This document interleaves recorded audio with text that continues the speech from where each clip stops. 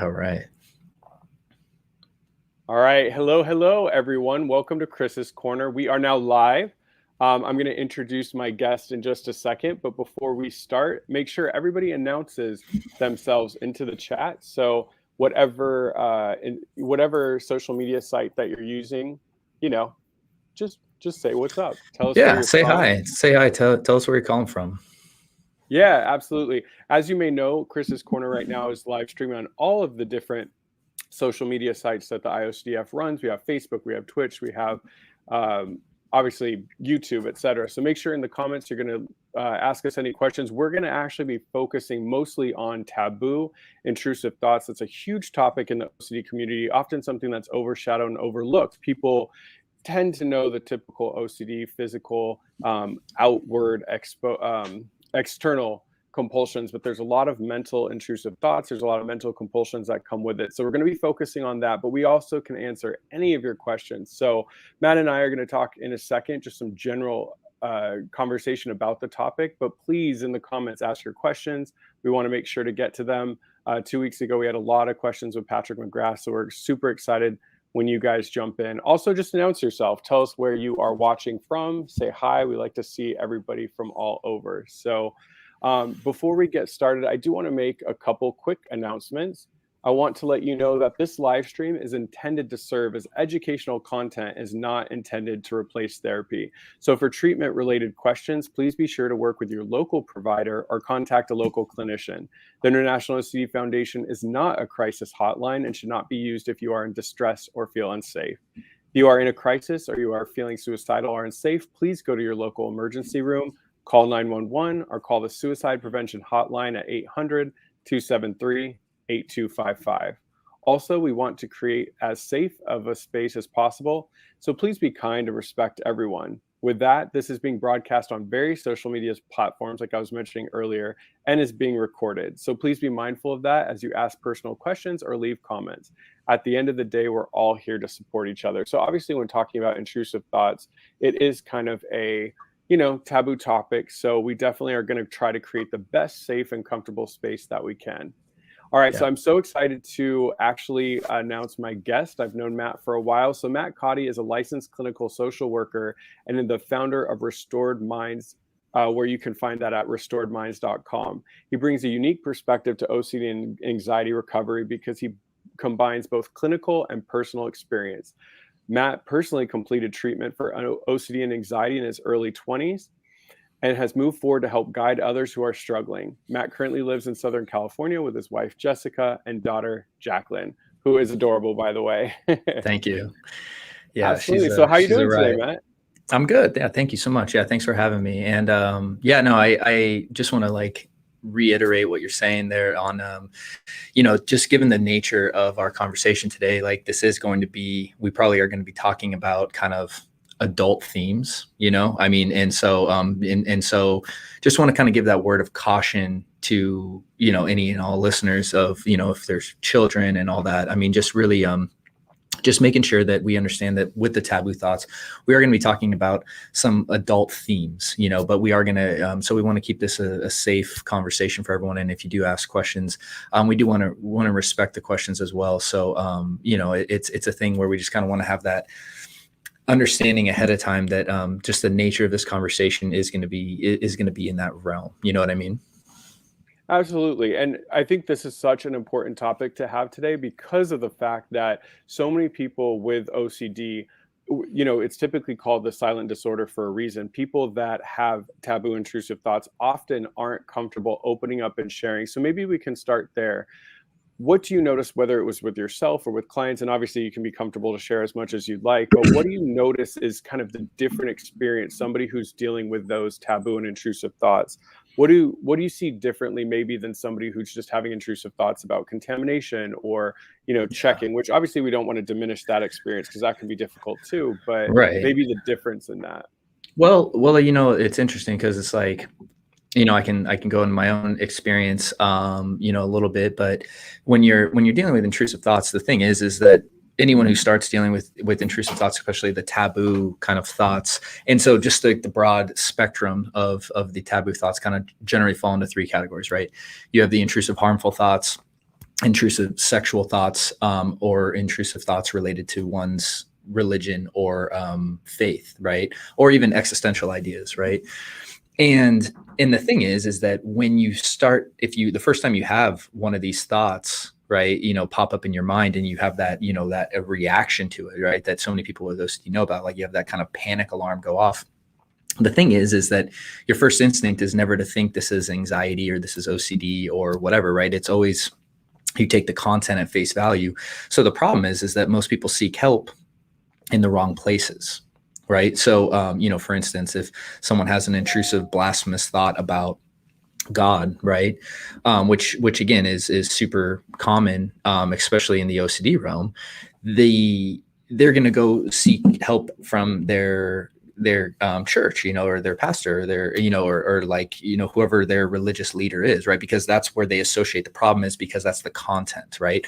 Or if someone's having intrusive, harmful thoughts, well, they're going to avoid sharp objects, or, intrusive sexual thoughts. They're going to go to, even a therapist that specializes in sexuality and stuff. And oftentimes that just leads to way more confusion and problems, because if you're not dealing with the right problem, right, you're essentially you're solving the wrong problem. Does that make sense?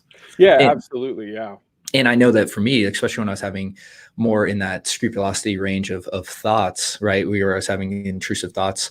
One of the big fears I had, excuse me, which I know I've shared about you, was, this fear of getting possessed, right?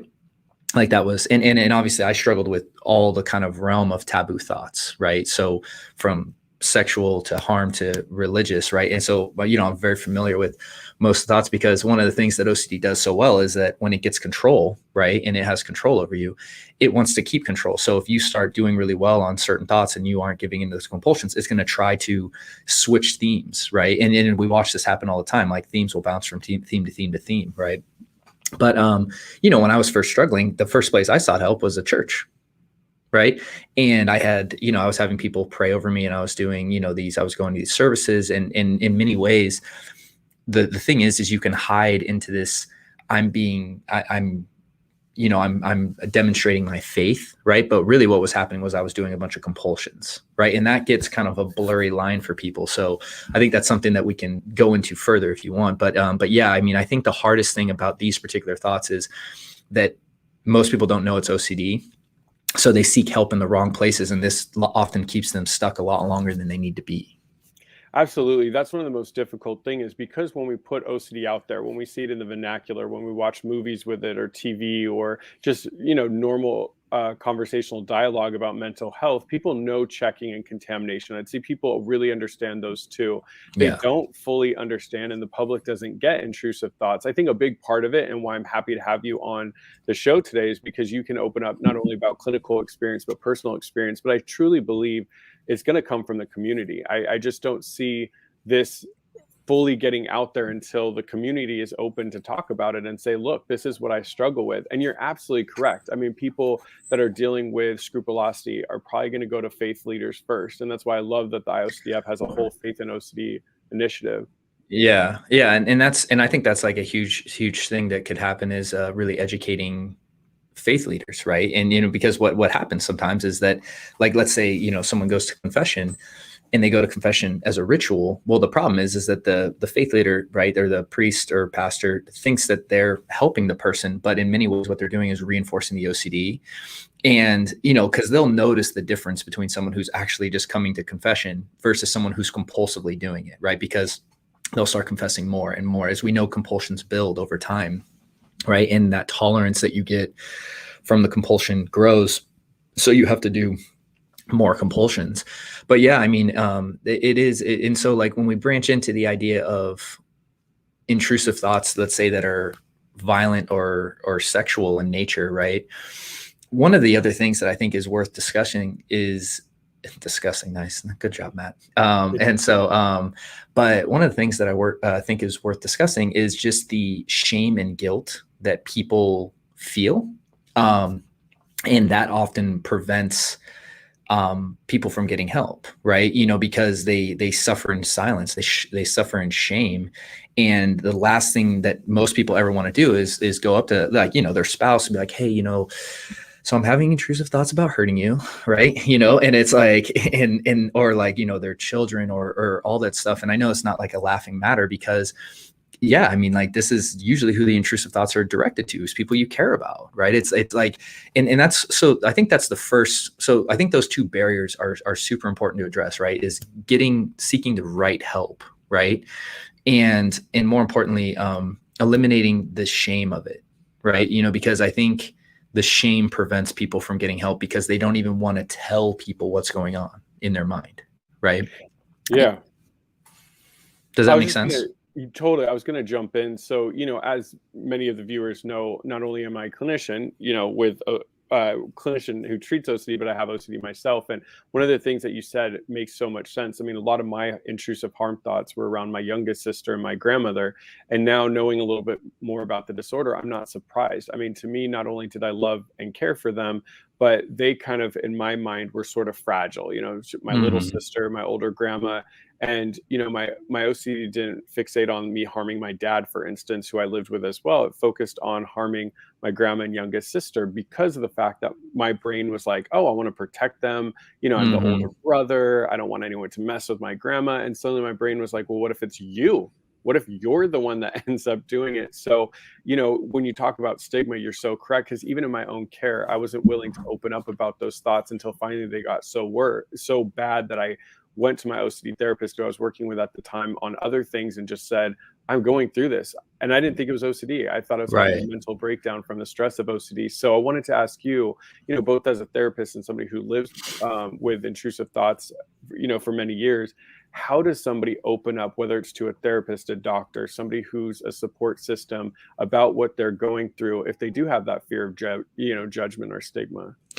Yeah, well, I think, obviously one of the cool things that exists now that didn't exist is, you have resources online. Like, a lot of the stuff that I do, right, and the work I do is all YouTube, right, and really trying to get the videos out there with those exact titles, right, of like intrusive, harmful thoughts, self-harm, because that's what people are going to be searching for, right, and so really trying to understand what they are and really associating it with OCD. I think that's because that's not something that existed when, I mean, maybe it did, but it wasn't, like there wasn't as much information out there as there is now, which is cool. And so what I'm finding more and more is that a lot of people are able to read and hear about this stuff online. Like that's one of the great things about the internet, is that it allows us to, branch out and connect with people, right, and get stuff out there. So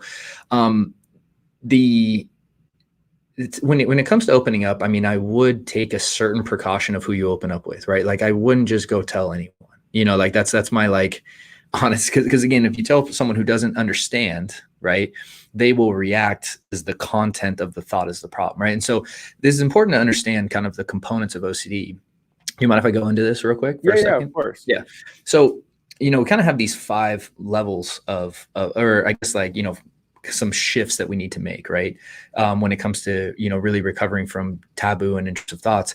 And the first is really separating the idea of you and your mind, right? And this idea of diffusing yourself from your thoughts, right? And so what that means is like realizing that you have these thoughts that are going on in your head, right? And then you have the observer of the thoughts, right? And what happens is when you're fused with your thoughts, you think that the contents of your thoughts are you. So the content being the intrusive violent thoughts or the intrusive harmful thoughts or the sexual thoughts or the religious thoughts, right? And because this thought populated in your mind, you think that that's a reflection of you, right? But one of the reasons that we know that this isn't a reflection of you is because you have such a strong negative reaction to it, right? And that's how we start to disseminate the idea that these thoughts are ego dystonic as opposed to ego syntonic, right? Thoughts that don't align with who you know yourself to be. But even on a deeper level than that, you are the thought, you are the watcher of the thoughts, right? You're the one that's so when someone asks me, when someone comes to my, we hop online, or if they're, on one of the Restored Minds calls, the thing is that they'll ask me, they'll be like, well, I'm having these terrible intrusive thoughts. I'll be like, well, how do you know? Right. And that's one of my favorite questions to ask. I'm like, well, yeah, because I hear them. Right. Exactly. You hear them. Well, who's you? Right. And really creating that separation right there and saying like, okay, so there's 2 things going on. You're having these thoughts and you're also noticing them. Right. And this comes from The Power of Now, Eckhart Tolle talked about this in his book, right? Where he said, like, I got to this point where I couldn't live with myself, because he was so anxious. And he said, well, who is I and who's myself, right? And that separation right there is so important for people to understand. And that's why, you and I both have a very similar philosophy on how we work with OCD. But one of the first things is really naming that voice, right? And objectifying it, right? And really understanding that voice in your mind, right? And that's such an important step in this, because if we're trying to fight with the content of the mind, it's a losing battle every time, right? Like if we're going with every single thought OCD throws at us and saying, well, I had this thought, and then I had a thought about my sister, and then I had a thought about this, and then I had a thought about my priest, and then I had a thought about, Jesus. If we take every single thought that OCD throws at us and try to dissect it and fight with it, we'll never win that battle. You know what I mean? Because OCD has an unlimited amount of weapons or like arrows or whatever you want to call them that'll shoot at you, right?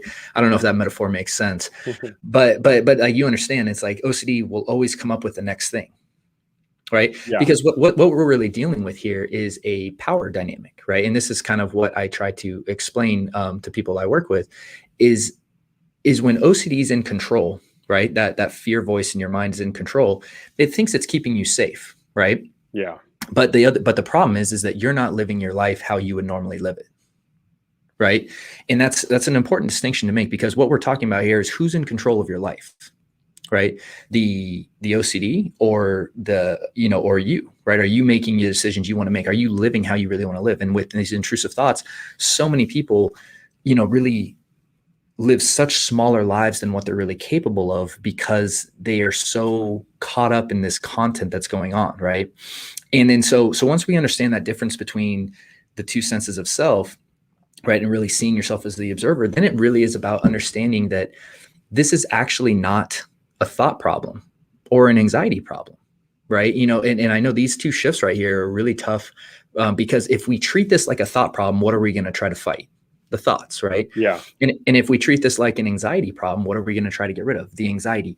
But if we try to get rid of either of those things, we're always going to do compulsions, right? Yeah. And if we do compulsions, that's what keeps the wheel going, right? And that's the way the wheel works, right? It has the thoughts, the feelings, the behavior, and the relief. And if you do that compulsive behavior and get that relief, that spins the wheel. And the faster the wheel goes, the more chaotic things get.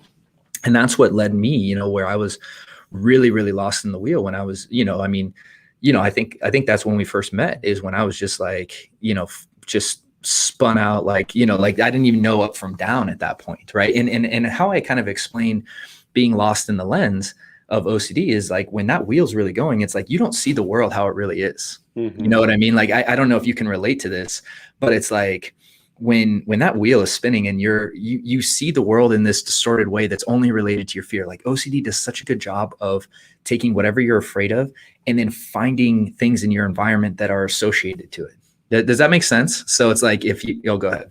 No, I was just going to say exactly. I mean, that was what's so difficult. You made a point earlier that I think is so important. One of the first things that people want to know when they're having taboo and intrusive thoughts is that this isn't me. And that's why it's so important to separate yourself from the disorder, because if not, you're going to make the cardinal mistake most people make who have taboo thoughts is they try to get clarity, or they try to confirm that this isn't me.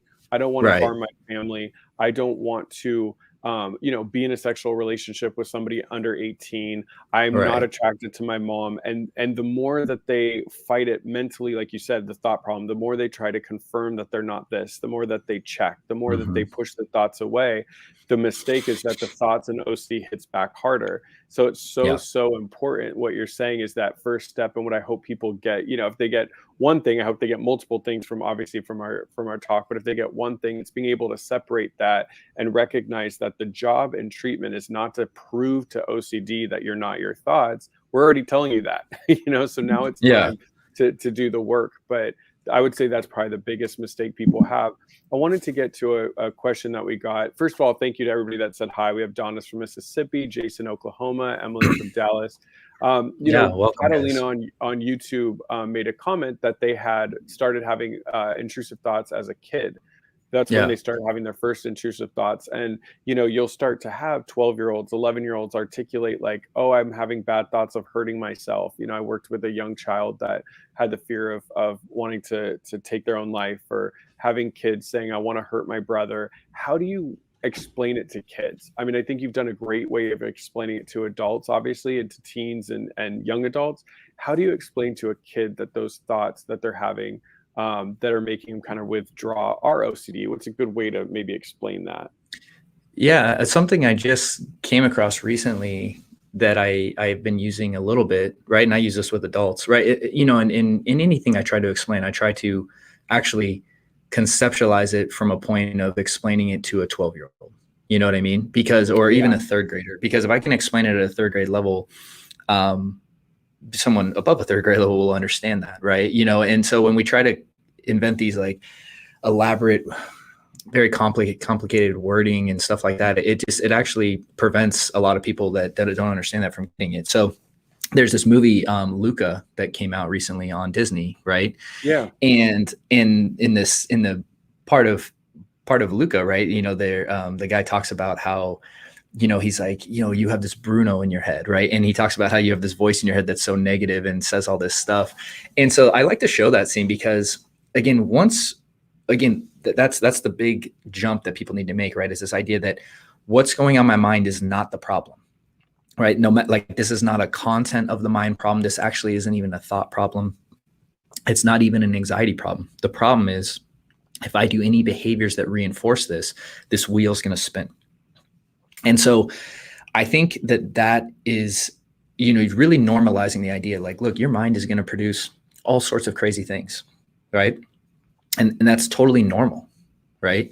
And so it's not about trying to get your mind and fighting with your mind to only produce what you want to produce, because that is a battle that is way too exhausting. And the thing is that OCD, like I said, has this endless amount of supply that it will throw at you, right? And if you're trying to fight with your mind or even the feelings in your body, like you're investing all the energy in the wrong place. And that's why I know you talked about Dr. Patrick McGrath, right? You said you interviewed him. Yeah. And I mean, one of my favorite thing that he ever said was, don't try harder, try different, right? I mean, what this is about is when you really shift this idea of taboo thoughts, and you don't actually, I know we called the talk today taboo thoughts because that's what everyone's experiencing, but our goal here is actually not to get rid of the taboo thoughts themselves. It's to get rid of the behaviors we're doing that are reinforcing those. And when you can shift this to a complete understanding of this is a behavioral problem, and every time that I do anything to reassure myself, to avoid, to check, to control, if I do any of those things mentally or physically, right, that's going to keep the wheel going.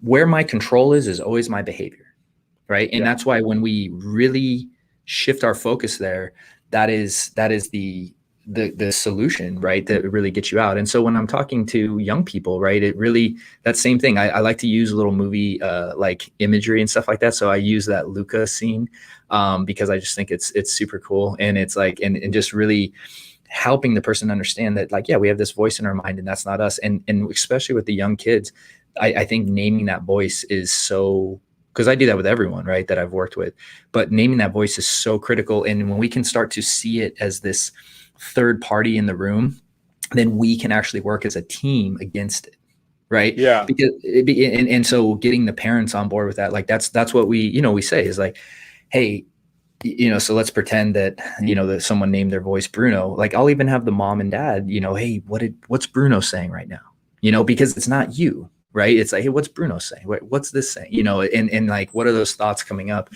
And really helping them diffuse from that voice of the mind. Does that make sense? Absolutely.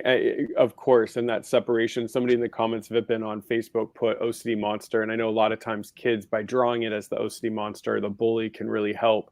One thing I wanted to address is JB's comment on YouTube about, the way that they're reacting to the thoughts right now is actually the way that's preventing them from thinking differently and breaking through. And one thing that you said, and maybe you can elaborate on this too, and one thing that helped me is I recognize that obviously we have control of our behaviors, and sometimes people have a hard time conceptualizing that when it comes to thoughts.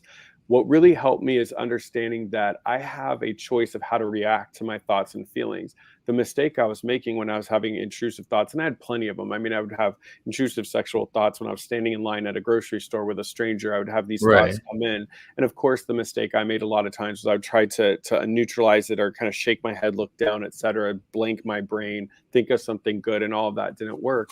What really Yeah. helped me and what I understood is I have a choice how to react and respond to those thoughts. I get to Yeah. change my relationship. So the mistake I was making is my current relationship with my thoughts and my feelings that came with it was to try to push it away, or to try to shake it off, or to feel good.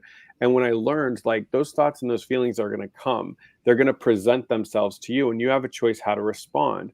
Well, how do you respond to something you don't want in your life? Well, you kind of become indifferent. You don't really spend any Hmm. time or energy. So I remember one of my exposures was to go to grocery stores and be in line, and it was embarrassing because I didn't have a lot of money, so I'd buy like gum and stand in line just to do the exposure. But when I was Yeah. standing there, and this was pre-COVID, obviously, so you're tight in line with people, and those thoughts would come up.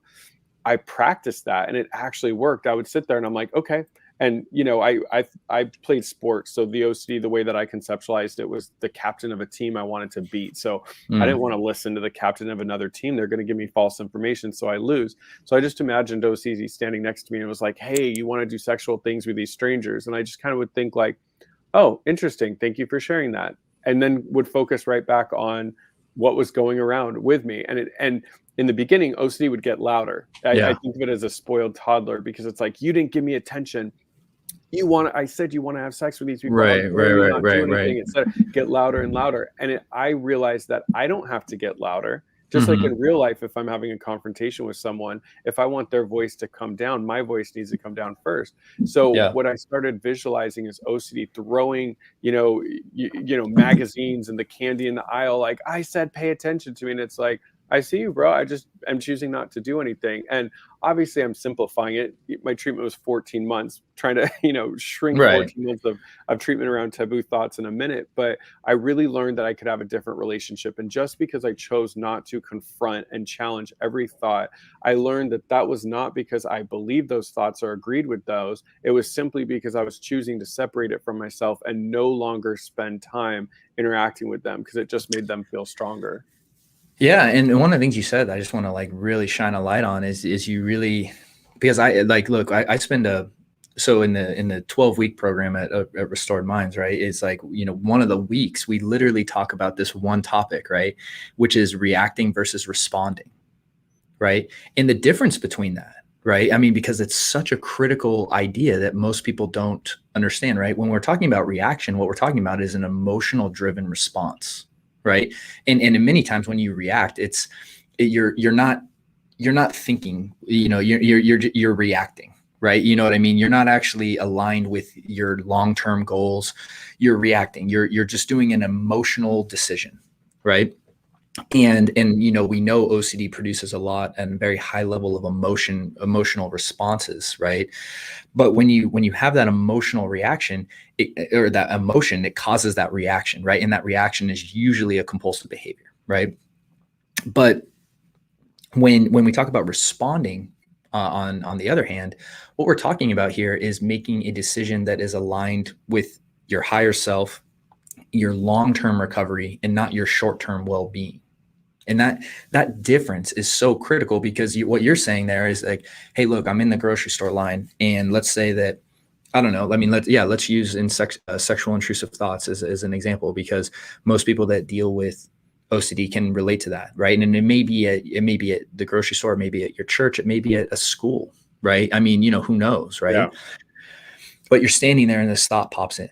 Right now, this thought can take on a couple forms, right? Because people think differently. And I think it's important to acknowledge this as well. Some people think in language, right? They think in words. Other people think in imagery. Some people think in both, right? And it kind of Yeah. is split on how people think about that. So some people might literally have an image of something popping up. Some people might have an actual word, right? Or like a sentence pop up.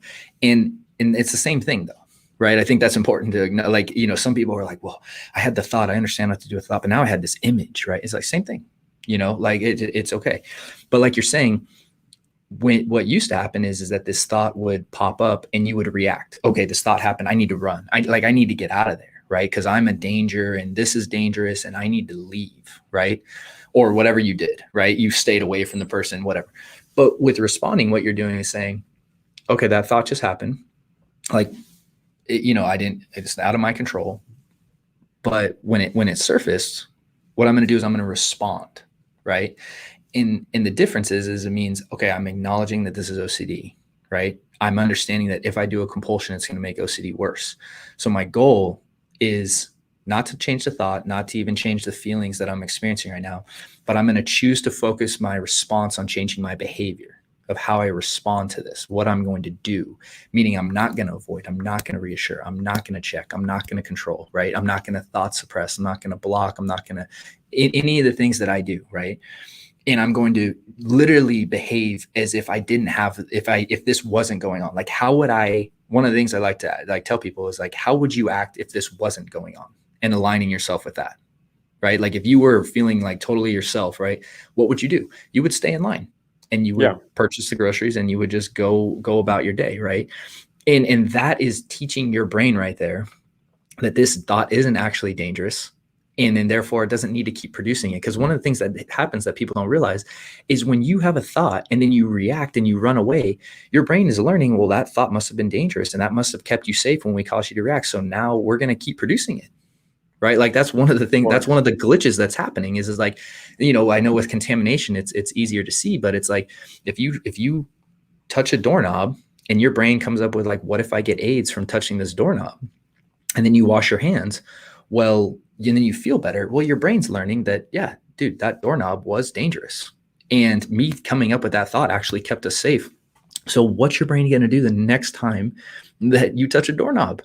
Right? Of course, it's going to come up with the same thoughts. And people are like, well, I don't know how I've been obsessing over this thing for 15 years or 20 years. I mean, I know you and I have both talked to people that have wrestled with a certain type of theme for years, if not decades. Yeah. And it doesn't mean that the theme that you wrestle with has any importance to it. What it means is that you've just been doing compulsions that long around that theme. And that's what's so, because I've watched people that have wrestled with stuff for years. In a matter of a short period of time, once we eliminate, like we're able to really break free from them. You know what I mean? And the way that you explain that is not that the fear held any validity or that the thoughts were ever actually the problem. It was once we eliminated the behaviors, right? It's like that is what changes the game, because you essentially retrain your brain that this is not a danger and this is not something that is actually serving me. And I always want to remind people, just like you said, you can have spent years and years with intrusive thoughts. You could spend decades. The good news is you don't have to spend just as long in treatment for them. Right. There's also a good question. I'm glad I was going to ask you this organically, but I'm glad that Jane at 9:29 on our time asked this question. A lot of times as people start to get better, and they're no longer responding and they're no longer reacting as heavily to those thoughts. So like, I'll use me as an example. I start going to the grocery store, I'm in line, it's not affecting me as much. Then what usually happens, I call it backdoor anxiety for people with intrusive thoughts, is, okay, well, if I'm no longer freaking out, my therapist said the reason that this is OCD and not real is because I'm reacting so poorly to it. I'm torn inside. I feel horrible. I'm doing all these compulsions. But now that I'm getting better, I'm no longer freaking out at the thoughts. How do I know that this doesn't mean it's now me? So this idea of, well, you're not having as much anxiety anymore. Maybe you do want it. So how do you deal with that? That kind of, I think of it as OCD's like last stand with people. As they get better with intrusive thoughts, they can go to a toy section at a Target and be fine, or they can go back to church, or they can be around family if they have ancestral thoughts. And then suddenly OCD is like, wait, you're just a little too relaxed around this with these thoughts. Maybe. How do you kind of deal with that? Yeah, that's a really good question. I think it was, was it Dr. Phillipson who wrote that, the article on gay OCD, right? Where he talks about the backdoor, right? Meaning like you're able to actually diffuse a lot of the anxiety with the intrusive sexual thoughts. And then it comes back and is like, oh my gosh, like you don't feel anxious anymore. This must mean that this is really you this time, right? Because it was almost like the anxiety provided a certain,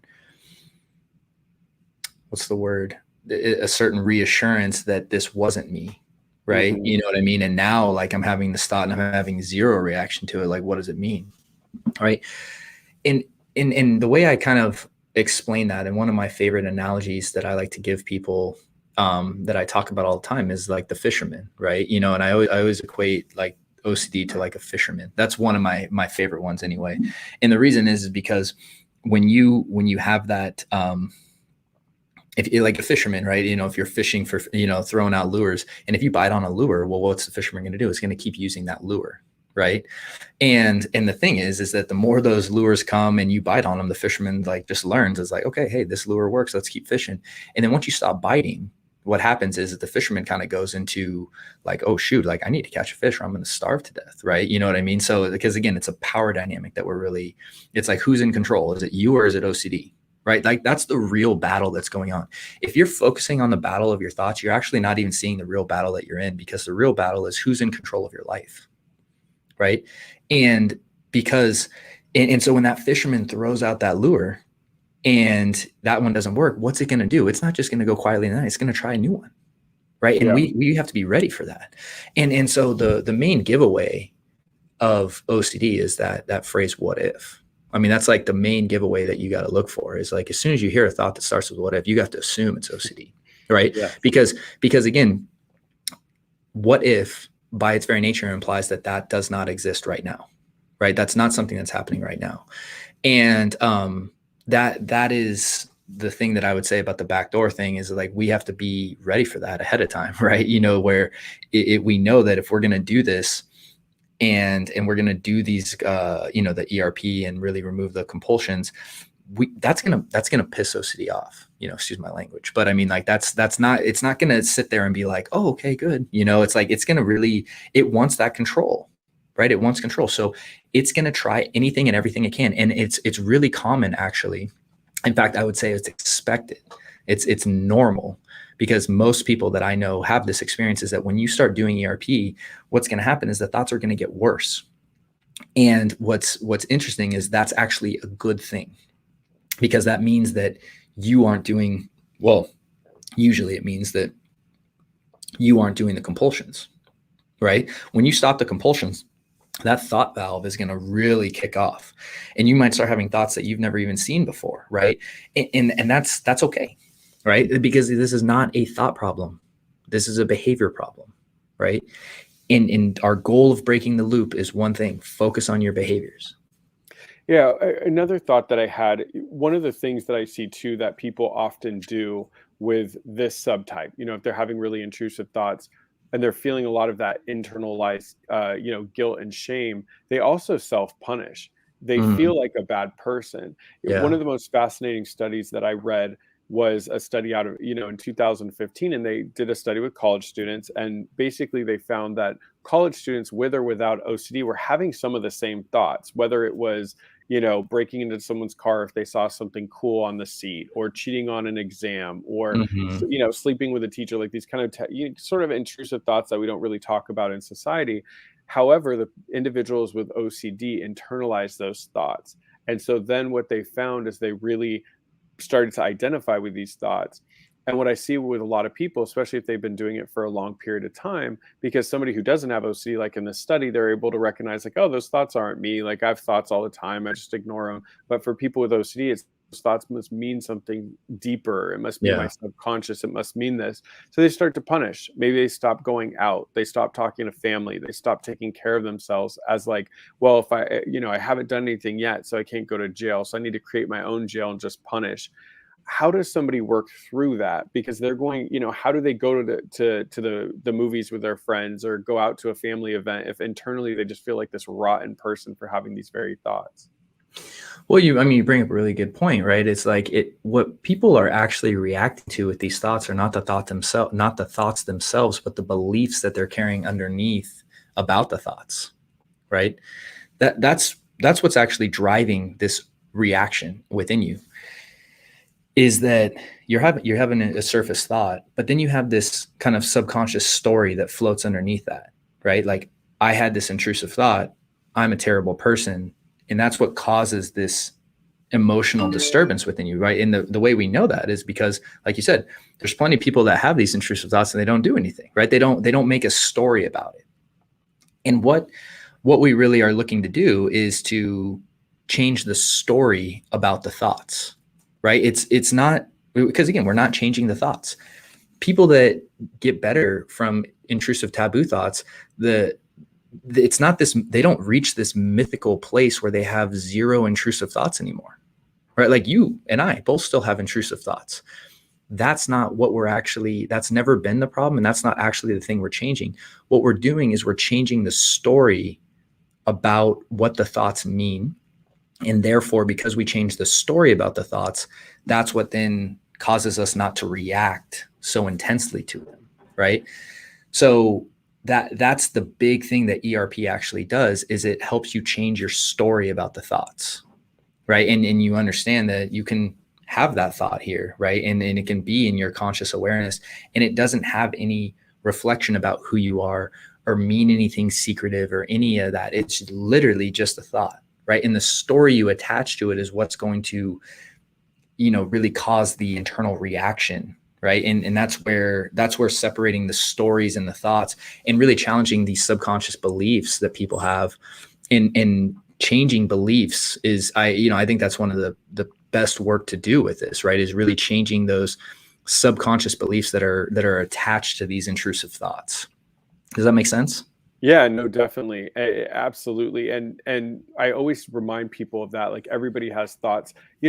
I've gotten to a point in my recovery where I don't, people will say, well, do you have intrusive thoughts? And I always say yes, because I'm alive, because everybody has intrusive thoughts, like we've been saying. The difference is I no longer have a reaction to them. I haven't reacted to them for a very long time. So when a thought does come up, sometimes I don't even notice it. I always tell people, like, for instance, I cannot stand, and no offense, because I know you have a kid, but I cannot stand when a parent is just content with the kid like kicking my seat and like throwing things like on an airplane or something, and so I'll have a thought of like, oh, I just want to, like open the door and have the kid suck out. Obviously I don't mean that, and obviously, that's not who I am. It's just kind of, you're exhausted on a plane, you just want to go to sleep, and a kid's like chucking something at your face, you're just like, but I've learned, like, okay, cool, I'm not going to do it, it's not a big deal, whatever, and it just doesn't affect me. So I think people need to always recognize they're gonna have thoughts, but it's how do you respond to them? I like the comment from Jane about the final boss battle with OCD, the backdoor anxiety. That's how I felt, is, I had that same mistake of, well, I'm not freaking out around my sister anymore. Does that mean the treatment was so good that I'm calm, that I would actually do it? So I like that thought. Judith asked, can you go a little bit more into why reacting to a thought is a compulsion? Why does reacting, and when I think of reacting, I think of, really kind of just freaking out a little bit and having a heightened response, a very active response. Why is that something that drives it? Yeah, you cut out a little bit. So the question is, how is reacting to a thought a compulsion? Is that that's the question that we're doing? Okay. Yeah. So what is reacting to a thought? Why is that a compulsion? Why does that drive that OCD cycle? Well, again, reacting is not necessarily the compulsion. Right? It's the behavior you do as a process of the reaction. Reacting is when you're allowing your emotions to really just take over and be the driving force of your decision. Okay, so when you have that extreme feeling of anxiety pop up sometimes, right? Instead of utilizing that to make your decision, we shift into a higher self and a longer term view of our recovery, and we make a decision based on our long-term recovery, as opposed to eliminating or getting rid of our emotional state that we don't like right now, right? And so reacting is when we're using that as our driving force. It's going to drive us to a compulsion, It's just, that's just what it's going to do, because your goal is now to get rid of that feeling state. And like I said, if we're trying to get rid of our thoughts and feelings, that is what is going to lead to compulsions every single time. So reacting isn't, you're going to have these reactions that are just happening in your body. Like that's not a compulsion in and of itself. I'm sorry, I forgot real quick, Matt. I forgot to read the second part of the question. So specifically what they're asking is either reassuring themselves kind of about the story behind them. So reassuring, or thinking they can solve the thought. So that's the reaction they're really doing, is either they're trying to kind of reassure themselves about everything, or they're trying to solve those thoughts. Right. I apologize for not reading the No. Well, I mean, yeah, it's a great and I think it's important, because what Judith is saying sounds normal for somebody who doesn't have OCD. Oh, you have a bad thought, just reassure yourself it's not you, or fix it and Hmm. solve it and you'll move on. For us with OCD, it's terrible. So can you maybe expand on why that doesn't work and why that actually makes the thoughts worse? So what if the compulsion is either reassuring self and thinking about how they can solve the thoughts? So the problem is that those are mental compulsions, right? And it's very important that, I think that's like, if we haven't addressed that enough today, it's like, this is the most important thing that people with intrusive thoughts, or that wrestle with intrusive thoughts, or any kind of like, pure OCD, 80 to 90% of your compulsive behaviors are going to be mental compulsions, right? And this includes things like the reassuring self-talk, the blocking thoughts, trying to solve something, analyzing something, right? The moment you get in the conversation, you're already doing a compulsion. So, and this is why that separation is so important. You have to see it like this. It's like, the instant that thought pops up, your goal has to be to not get in the conversation. Because if you're even in that conversation trying to figure something out, that's already doing a compulsion. So does, and so, and yes, that reaction to, and again, the thing about mental compulsions that's so difficult is that they can happen so quickly. And sometimes we've done them for so long that it just feels like, see, most people think that, or that I've seen a lot of people think, is that, when you start analyzing something, or when you're ruminating about something, that is the obsessing. And it's not. Like, that's a behavior you're doing, right? When you're worrying about something, that is a conscious behavior you're doing. And separating that is really important, because a lot of people think sometimes that, oh, well, it's going on in my head, so this must be the obsession and all the physical behaviors that I don't do. So like, I don't do any behaviors, right? I hear people say that all the time that deal with taboo thoughts. I don't do any compulsions. It's like, no, they're just primarily in your head, right? And that's why having these processes to understand what the behaviors you do are is just so critical. And so it's a great question, because what you're doing there, it was Judith, right? Is you are identifying actually behaviors that you're doing, right? And those are the things that, like, because they're a compulsion, that's the exact thing that you need to not do, right? I think of it, people will ask me, well, why doesn't reassuring myself work? And the analogy that made sense to me, and I hope this makes sense to anyone, I was trying to come up with, I like analogies as well, because I think when you can kind of bring OCD down to a more just typical level, people can understand that. So I said, what happens if in the middle of the night, a SWAT team kicks down the door, runs through your house, has guns and flashlights, and are going clear, clear, clear, clear, and you and your family are now standing in the living room in your pajamas at 2 a.m, freaking out what's happening, and the head of the SWAT team goes, everything's okay here, everything's fine, you're safe, and then just leaves. You're not going to say, oh, well, the SWAT team said it's safe, so therefore I'm just going to go to bed now. No, you'll be amped up. You'll be worked up. Wait, what? You'll be calling 911. We had the SWAT team. They said everything's okay. Okay from what? What am I okay from? And so that's the reason that reassuring doesn't work, is every time you reassure yourself, it's reinforcing that the problem that you're reassuring from yourself is bad. And not only Right. that, but over time, that thought's going to keep coming back over and Right. over. So if the SWAT team came every night at 2 a.m. to tell me my house was clear and safe, I wouldn't feel safe. In fact, the SWAT team would start to become the problem. So by Right. reassuring it, yourself, it just actually makes the problem feel more real. And the same with trying to figure things out. If I'm Mm-hmm. spending a lot of time all day trying to figure things out, so I always tell people the obsession, let's say I'm at the grocery store, I'll use me as the example, and I'm in line and have intrusive thought about sexually harming or sexually interacting with a stranger. That's the obsession that popped up. I didn't have any choice of that. That was OCD. But if that happened at 8 a.m. and now it's 4 o'clock in the afternoon, and I'm still trying to figure things out, and I'm still trying to say, wait, did I want to have that with a stranger? Was I going to do it? Did my arm move Mm-hmm. towards them? Right.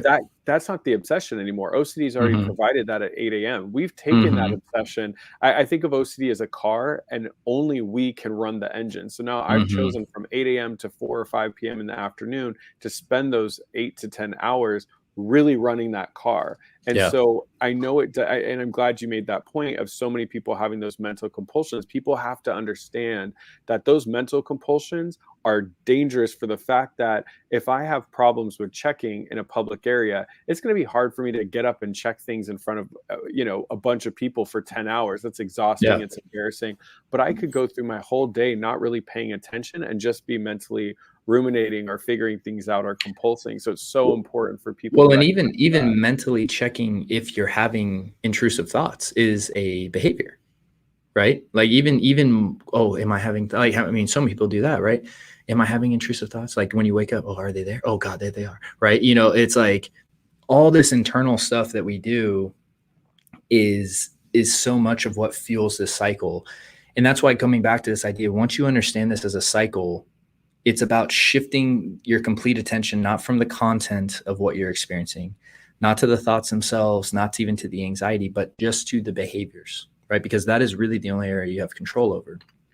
And the thing is OCD can't exist without compulsions, right? The difference between people that have OCD and don't have OCD is not the thoughts or the feelings they have, but it's the behaviors they do, right? And if you're able to eliminate those compulsions, that's why the only goal in treatment is one thing: complete compulsion removal, right? Like this is what, it's so important that we promote this idea, because the moment we're trying to get rid of thoughts, we're already fighting a losing battle, right?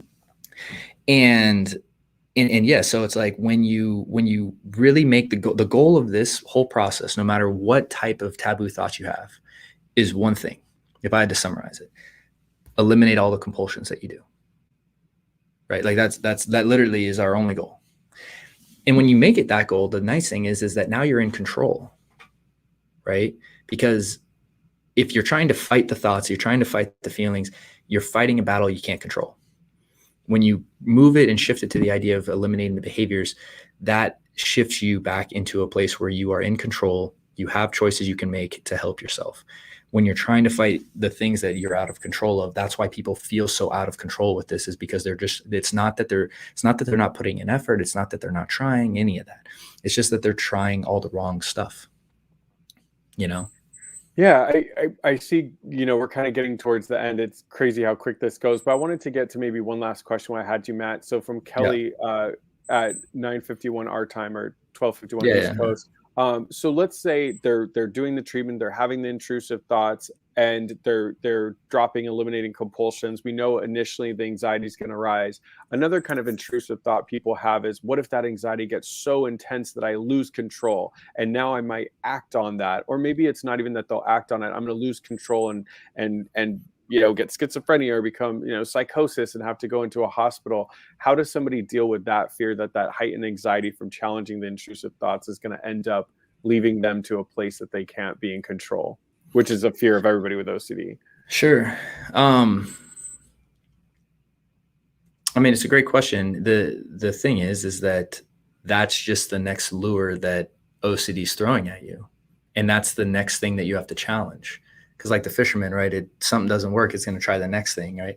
So it's like, okay, you do a good job not doing compulsion, then it's like, oh yeah, but what if your anxiety gets so bad that you actually lose control? Hey, maybe that will happen, right? And then we'll see, right? And you move right against it, right? Because if you start going in and, oh, I don't want to lose control, then the OCD found out, okay, this is the lure that works now, right?